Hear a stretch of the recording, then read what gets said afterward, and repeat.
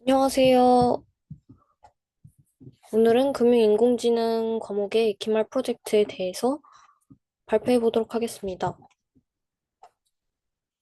먼저 프로젝트의 기본 지식이 되는 트랜스포머 모델의 기본 원리에 대해서 먼저 설명하고, 그런 다음 기본 교수님이 주신 코드에 대해서 코드를 어떻게 수정했는지, 그리고 그 중에서도 하이퍼 파라미터는 어떻게 수정했고, 그 결과와 개선 방안에 대해서 설명하도록 하겠습니다.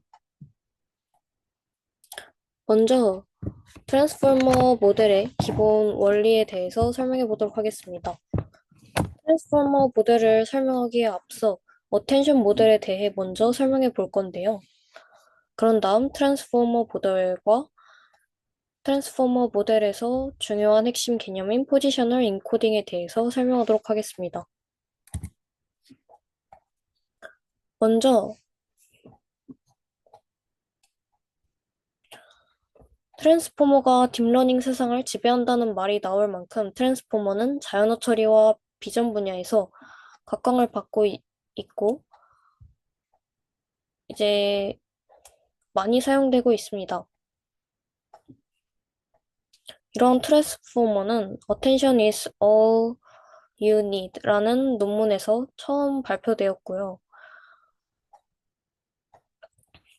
먼저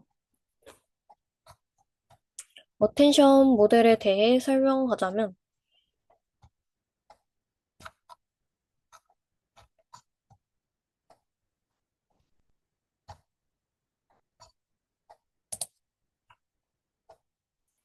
어텐션이란 문맥에 따라 집중할 단어를 결정하는 방식을 말합니다.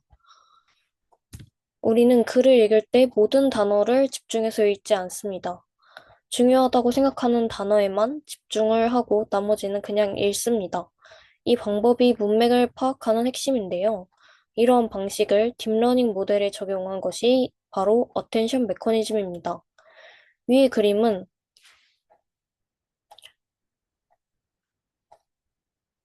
아래의 그림은 한영 번역에서 어텐션을 나타내고 있습니다. 보다시피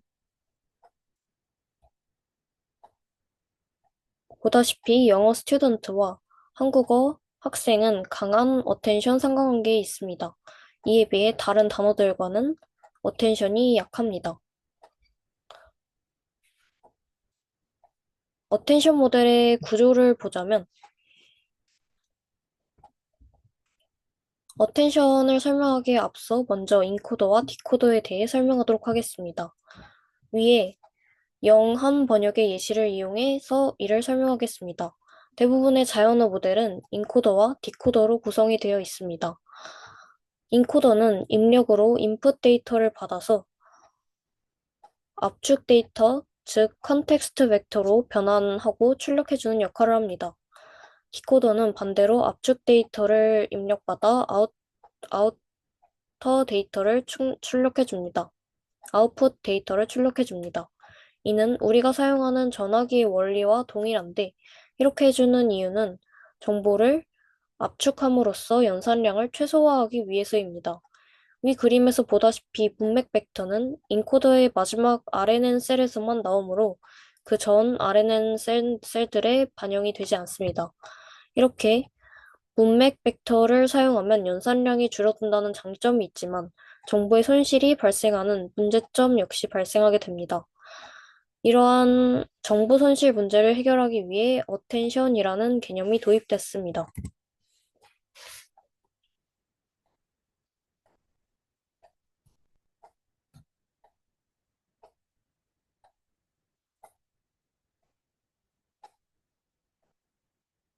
여기에 따로 기재하지는 않았지만 아웃풋으로 히든 스테이트가 나오는데요.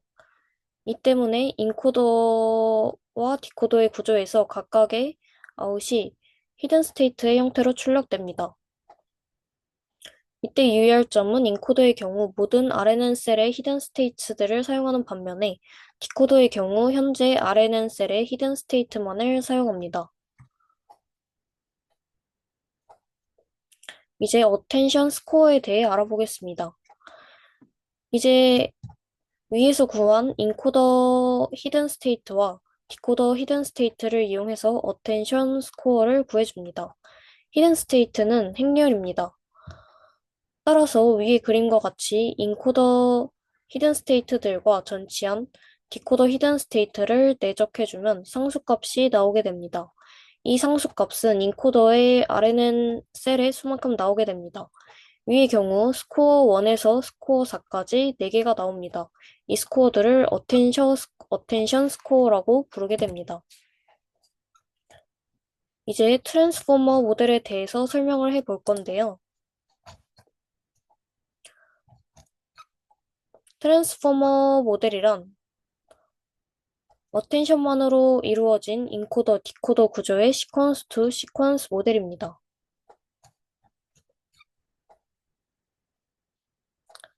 트랜스포머 이전에는 RNN과 LSTM으로 구성된 방법들이 주로 사용되었는데요. 이들은 순차적으로 문장을 처리하는 특징을 지니고 있었습니다. 즉, 인풋에 입력되는 순서대로 RNN 또는 LSTM 모델 내에서 처리가 되는 방식을 말합니다. 다시 말해 앞에 연산이 끝나야 뒤에 연산을 진행할 수 있는데요. 따라서 계산 유닛이 많아도 한 번에 한 개씩만 처리가 됩니다. 이 경우 발생하는 문제는 연산 속도가 매우 느리다는 점입니다. 하지만 RNN이나 LSTM과는 다르게 문장을 순차적으로 처리하지 않는 트랜스포머의 경우에는 입력된 문장을 병렬적으로 한 번에 처리한다는 특징을 가지고 있습니다.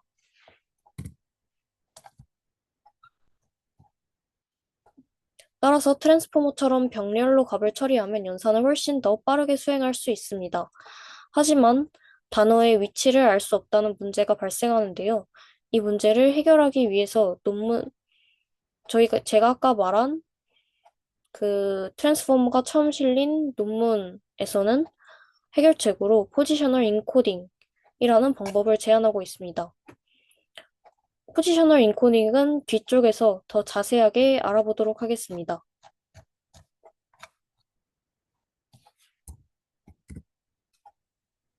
이제 트랜스포머 모델을 더 자세하게 알아볼 건데요.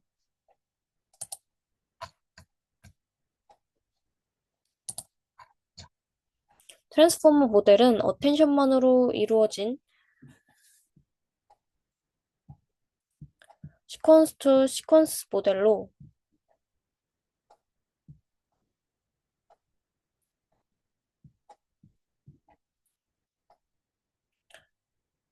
이제 각 메커니즘을 설명해 볼 텐데요. 먼저 셀프 어텐션이라는 메커니즘에 대해서 알아보도록 하겠습니다.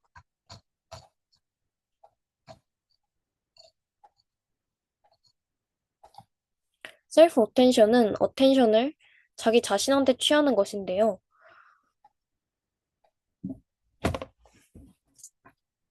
어텐션을 자기 자신한테 취하는 이유는 문장에서의 단어들의 연관성을 알기 위해서입니다. 그 예시는 아래와 같은 문장을 들 수 있습니다. 트랜스포머 모델에서는 쿼리키 밸류라는 세 가지의 변수가 존재하는데요. 쿼리키 밸류의 시작값이 동일하다는 점이 특이하다면 특이한 점이지만 최종값은 학습을 통해 달라집니다. 쿼리는 이제 알고자 하는 요청을 말하고 키는 범주를 이야기하고 밸류는 실제 값을 이야기합니다. 쿼리와 키 간의 상관관계가 얼마가 되는지에 따라서 이 상관관계에 따라 가중치를 다르게 주어서 실제 값과 연결지어 이제 그 집중하는 부분을 다르게 선정하는 것인데요. 이 트랜스포머 모델에서 어텐션 행렬을 구하기 위해서는 먼저 scaled dot product attention이라는 방법이 있습니다. 아까 구한 내적된 값인 attention score이 커져서 모델이 학습하기 어려워지는 것을 방지하기 위해 D-K의 루트만큼 나누어주는 스케일링 작업을 진행하여 이를 막습니다. 또한 정기화를 진행하는데요. 이때 소프트맥스 활성함수를 거쳐서 마지막으로 보정을 위해 지금까지 계산된 스코어 행렬과 밸류 행렬을 내적해주면 최종적인 어텐션 행렬을 얻을 수 있습니다. 이제 아까 제가 말씀드렸던 포지셔널 인코딩에 대해서 설명해 보겠습니다.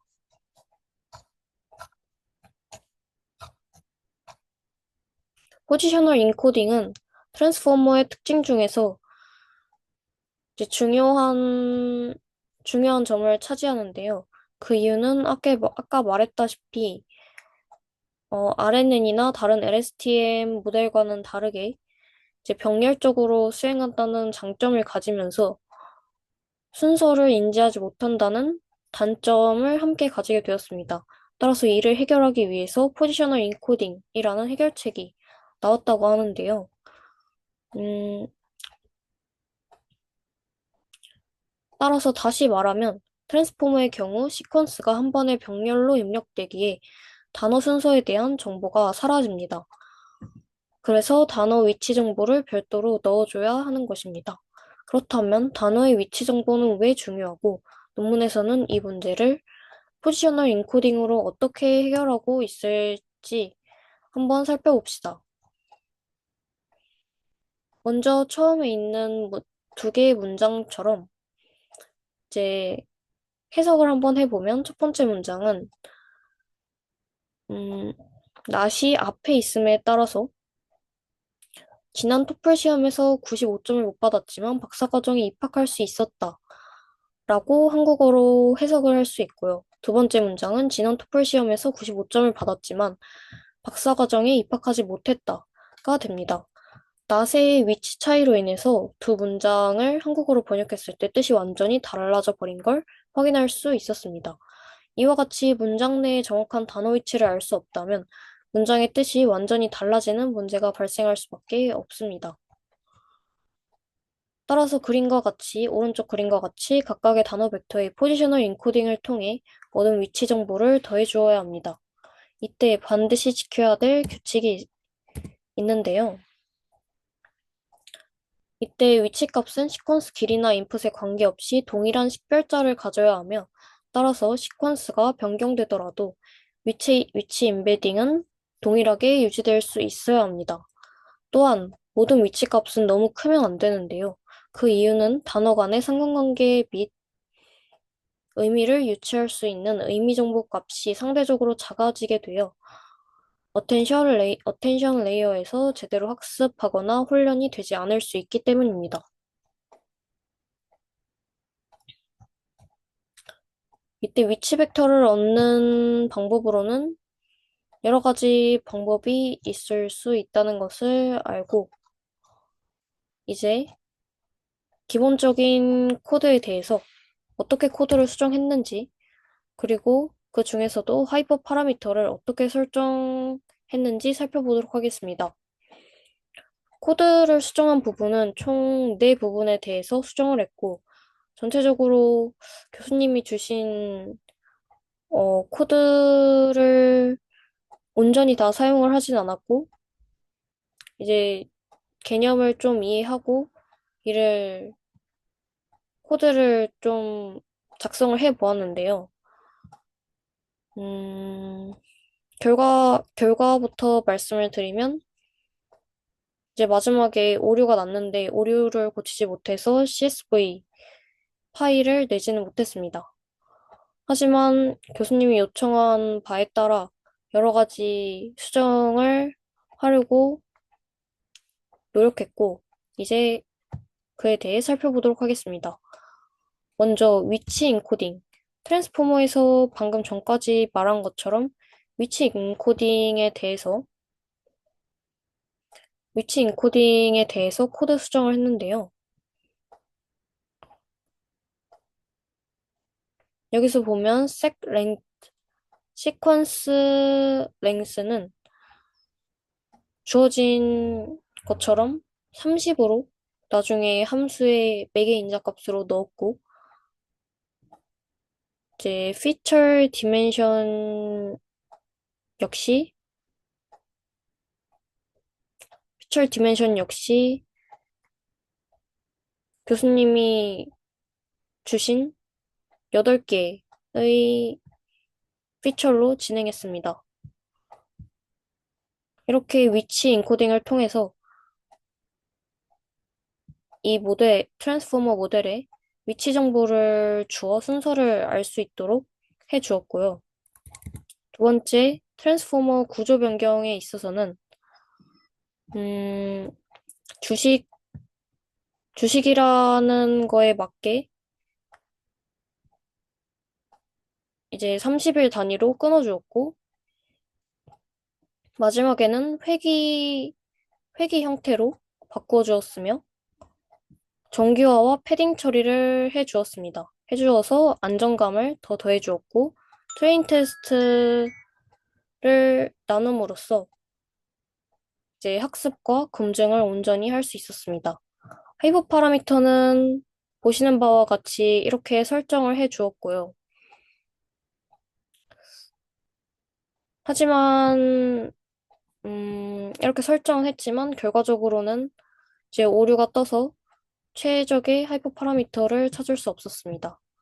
이제 기회가 된다면 다음번에 마무리해서 더 하고 싶습니다. 감사합니다.